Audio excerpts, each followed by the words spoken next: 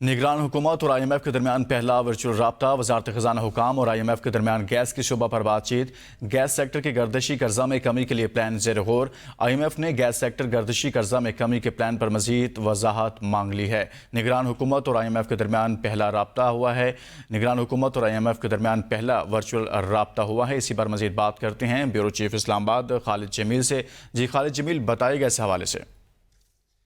جی بالکل، اس وقت جو نگران وزیر خزانہ ہیں انہوں نے ورچوئل رابطہ کیا ہے IMF کے ساتھ، اور ایک میٹنگ ہوئی ہے جس میں جو اس وقت پاکستان کا گردشی قرضہ ہے جو 1600 ارب سے تجاوز کر چکا ہے، اس کو کم کرنے کے حوالے سے جو حکومت نے پلان بنایا ہے وہ اس سے شیئر کیا گیا ہے۔ IMF کے وفد نے مزید ڈیٹیلز میں اس کی وہ مانگی ہیں، اور اس پلان کے مطابق ابھی ان 2-3 مہینوں کے اندر کیئر ٹیکر جو سیٹ اپ ہے اس کے دوران 400 ارب روپے گردشی قرضے میں کمی کی جائے گی، اور اس کو پورا کرنے کے لیے ایک تو ریکوری کو تیز کیا جائے گا، اور کچھ جو ہے کہ وہ ٹیرف چارجز میں اضافے کا بھی امکان ہے۔